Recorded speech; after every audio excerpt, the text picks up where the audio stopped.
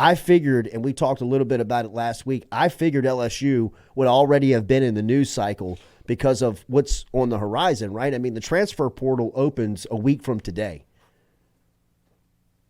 Recruiting early signing period is in less than a month.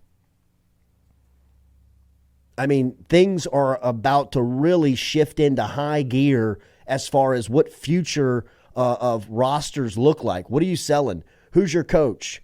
What's the future look like?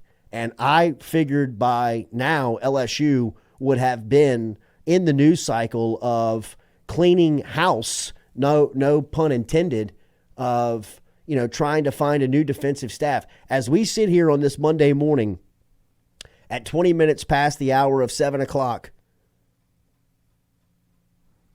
on November 27th, from the people that I have spoke to,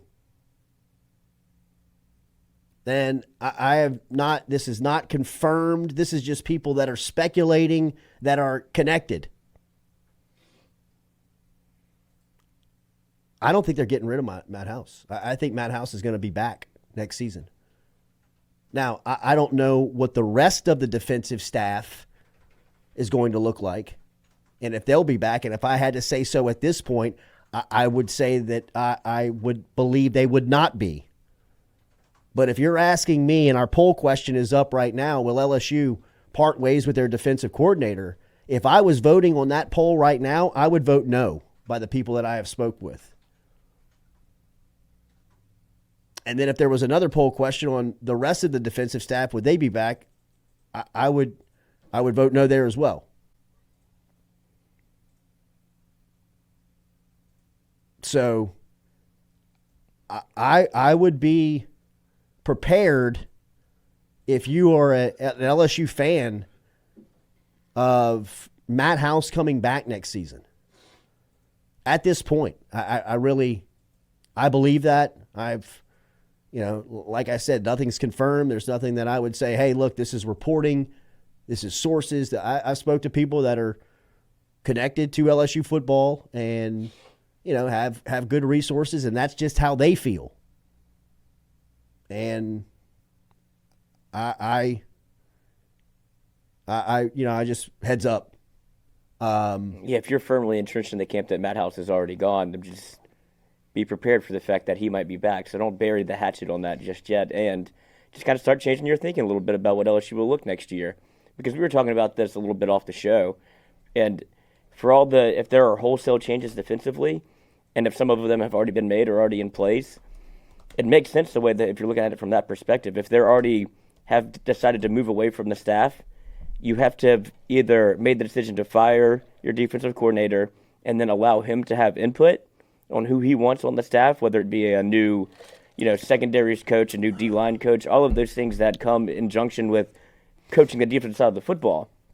If LSU has already made moves in that regard of who they may have targeted on, whether it be a defensive back coach, defensive line coach, things of that nature, and if they already have, hypothetically, a deal in place, you don't bring in a new defensive coordinator and say, hey, here's your staff, because it never works that way. You have to have a defensive coordinator that wants to bring in people that he either A, trusts, B, has worked with, or C, at least has an idea of what they do defensively together, right? It can't be, we're forcing this change upon you. That's how bad organizations are run. So if you're looking at it in totality, and if LSU has decided to move away from everything but the defensive coordinator, that is how you could see a world where Matt House comes back and LSU just replaces all the pieces around him, in my mind. We'll see. I'm just telling you what but that's the logic there, right? I think that without question, you rarely see that type of instance work where you're saying, hey, look, all of you work together. Right. Right. I mean, it's usually where you have to have somebody, Ed Orgeron, here's Matt Canada. Bring your people along. So who's available? We will see. I saw that Baylor has doubled down on Dave Aranda. Right. But now there seems to be a opening at Houston with Dana Holgorsen possibly on the way out, and Jeff Traylor's name at University of Texas San Antonio has come up. And if you're Baylor, do you move on Aranda to maybe try and capitalize on Traylor, or do you allow Houston? Because I can tell you that Houston wants to be in the game. Well, and they're going into the Big 12, and they are a sleeping giant as far as what people perceive that job to be. I mean, there has always been, if you look at the last couple of years of expansion, there has always been a blockade of coaches that have said, don't let Houston in the Big 12. And like really the loudest voice was like Texas and like Oklahoma and Texas Tech, because they were like, man, I mean, like if you let Houston in, you don't even have to leave the greater metro area to build your roster. I mean, think about LSU's roster. I mean, Harold Perkins is from Houston. You know what I mean? Like, think about the guys that have come out of Houston. Everybody from Joseph Adai to Brandon LaFell to, I mean, look, Houston has been very good to LSU, right? And, I mean, there could be some shakeup. So, I don't know. If you're asking me this morning if Matt House is going to be back, I would say yes. If you ask me if the rest of the staff would be back, I would say no. So there will be changes. It's not like LSU's running it back with the exact same defense that you saw or defensive staff that you saw this year. That would probably raise more than cause for concern if you're an LSU fan. But I'm also in the camp of kind of tired of the entire narrative of one year, and I know it's historically bad, but fire him. Like, you can't really listen to everybody that has their pitchforks out every single time, especially with the fan base that's as loud as LSU's, that always wants change immediately. Fire him, fire this, do that. Can't lose him. We got to keep him. Like the scenarios of the Chicken Little syndrome of how quickly one thing you have to do or one thing you have to keep. Like the machine keeps rolling. It's not one thing in particular that's going to save it. But I think if you have, look, you could rewind 1 year, and like I said, it's the same thing. Every LSU fans live on the extreme. It was you can't let Matt House go. I mean, he's up for the Royals Award. He's going to do this. He's going to take this job. You have to extend him. You have to give him more money. You have to give him the co-head coach title. And now it's fire him, get rid of him, pay the buyout. We don't care. Yeah. So you have to live somewhere in the middle. Yeah, and when last year was fired Mike Denbrock. Right.